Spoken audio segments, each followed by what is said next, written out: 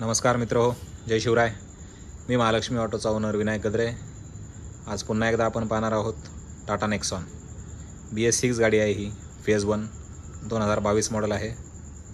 तर या गाडीमध्ये आपण इन्स्टॉल केलेला आहे Lovato smart 2 kit with dynamic advancer, back side filling wall, socket to socket wiring इंजेक्टरची, आणि याच्यामध्ये आपण मेनोफोल्डला ड्रिलिंग केलेलं नाही आहे. तर कुठल्या पद्धतीमध्ये फिटमेंट झालेले आहे ते पाहणार आहोत. इथे आपण फिटिंग केलेलं आहे फ्रंट साइड फिलिंग वॉल. इथून आपण गॅस फिल करू शकतो.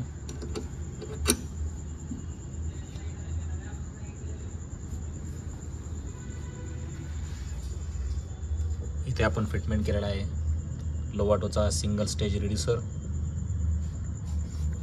रिड्युसरलाच फिटमेंट झालेला आहे प्रेशर गेज.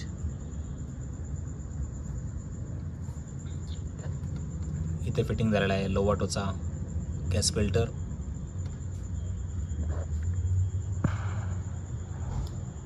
इथे फिटमेंट झालेला आहे मॅप सेन्सर. टाटा नेक्सॉनचे जे इंजिन आहे ते आहे टर्बो इंजिन, 3 सिलेंडर इंजिन. तर इथे फिटमेंट केलेले आहे आपण गॅस इंजेक्टर रेल.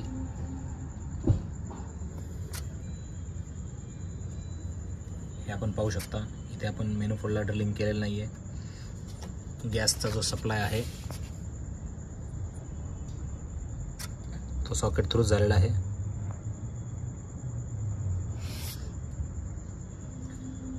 वायरिंग सुद्धा आपण इंजेक्टरची कट केलेली नाही आहे, त्यालाही आपण सॉकेट्स बसवलेले आहेत.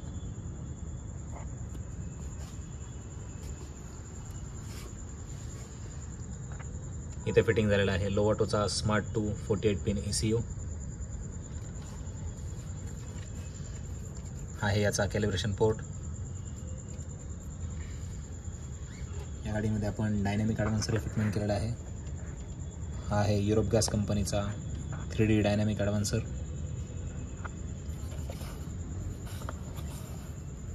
हा आहे डायनॅमिक ॲडव्हान्सरचा कॅलिब्रेशन पोर्ट.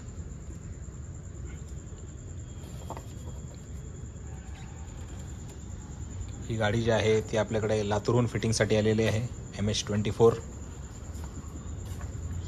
स्विचचं फिटमेंट आपण पाहणार आहोत. आमचे जावेद भाई.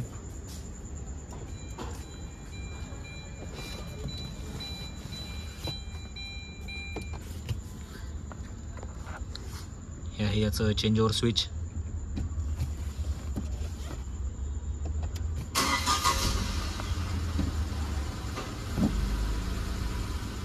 गाडी पेट्रोलवरती स्टार्ट झालेली आहे. ही 10 सेकंद पेट्रोल राहून ऑटोमॅटिक CNG वरती शिफ्ट होईल.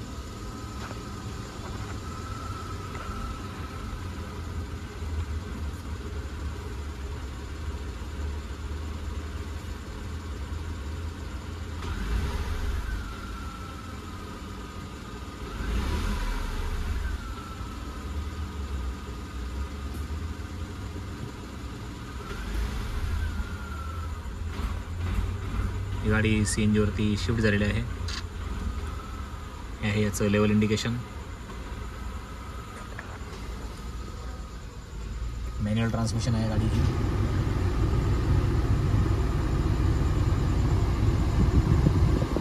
गाडीमध्ये कुठल्या पद्धतीचा RPM फ्लक्च्युएशन होते का तेही आपण पाहणार आहोत. गाडीचा AC चालू आहे.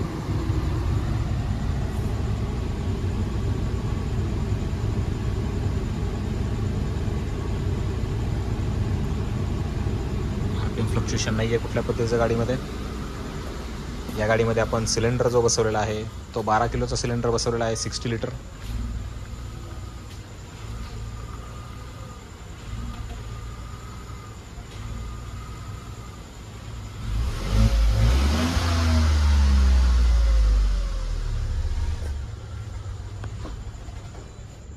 बूट स्पेस आपण पाहू शकता. छोट्या ट्रॅव्हलिंग बॅग आपण याच्यामध्ये ठेवू शकतो. या गाडीमध्ये आपण बॅक साईड फिलिंग वॉलही फिटिंग केलेला आहे. पिक्सन कंपनीचा बॅक साईड फिलिंग वॉल आपण या गाडीमध्ये बसवलेला आहे.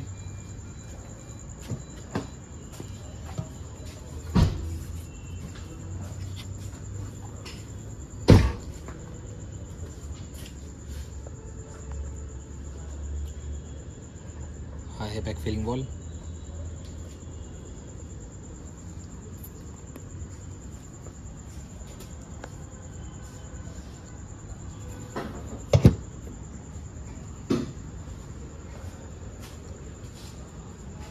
तर हे कस्टमर जे आहेत ते आपल्याकडे यूट्यूब चॅनलच्या माध्यमातून आले होते.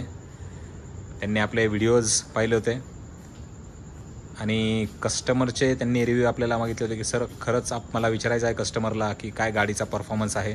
तर आपण त्यांना नंबरही शेअर केले होते कस्टमरचे. त्यांनी त्या कस्टमर्सला कॉल करून विचारले की गाडी काय व्यवस्थित चालते नाही चालते. तर त्यांनाही विचारणार आहोत आपण. सर नमस्कार. नमस्कार सर. तर आपण माझ्याकडे यूट्यूब चॅनलच्या माध्यमातून आले होते. तर आपण कस्टमरलाही कॉल केले होते. तर त्यांचा काय फीडबॅक होता आणि कसं? प्रत्येकाचे वेगवेगळे फीडबॅक होते. बरं. त्यांनी खूप पॉझिटिव्ह फीडबॅक सांगितले की त्यांना काही प्रॉब्लेम येत नाही. हां. तुम्ही डायनामिक ॲडव्हान्स लावून घ्या, तुमची गाडी जर्क होणार नाही असे वगैरे.